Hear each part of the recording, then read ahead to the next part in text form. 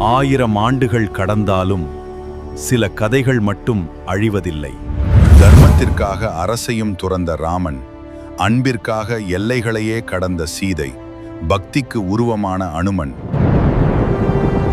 வீரம், தியாகம், காதல், கோபம், தர்மம், அதர்மம், விதியை மாற்றிய மனிதர்கள், அதிகாரப்பீர்த்திற்காக போராடிய கௌரவர்கள், நீதிக்காக நின்ற பாண்டவர்கள், குழப்பத்தின் நடுவே ஞானத்தை வழங்கிய கிருஷ்ணர். அவர்கள் வெறும் கதாபாத்திரங்களா? இல்லை, நம் நினைவுகளில் என்றும் வாழும்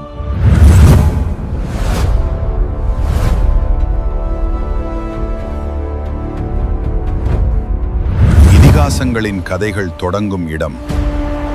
தர்மத்தின் போரில் சாரதியின் கீதை.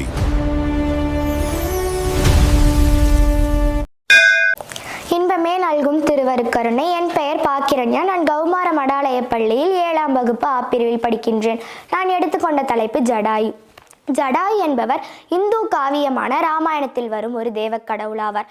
இவர் அருணன் மற்றும் அவரது மனைவி சேனியின் இளைய மகனும் தம்பதியின் சகோதரரும் கருடனின் மருமகனும் ஆவார். இவர் ராமரின்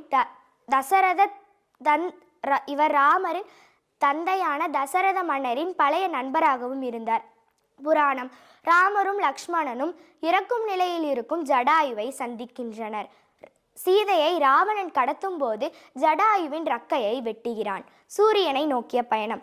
இளமை காலத்தில் ஜடாயுவும் அவரது மூத்த சகோதரர் சம்பதியும் ஒரு பந்தயத்தின் பேரில் சூரிய கடவுளான சூரியை நோக்கி பறந்தனர்.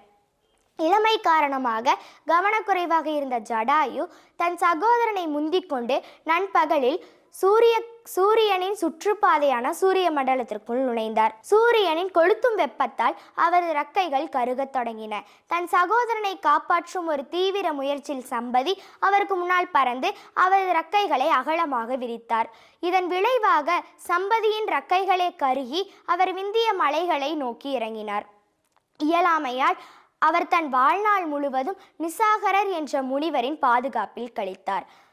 ஜடாயு மீண்டும் தன் சகோதரனை சந்திக்கவே இல்லை. ராவணனுக்கு எதிரான போர்.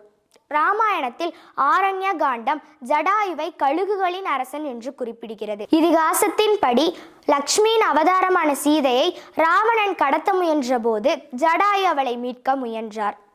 ஜடாயு ராவணன் வீரமாக போரிட்டார். ஆனால் ஜடாயு மிகவும் வயதானவராக இருந்ததால் ராவணன் விரைவில் அவரை தோற்கடித்து மேலும் அவரது இறக்கையை வெட்டினார்.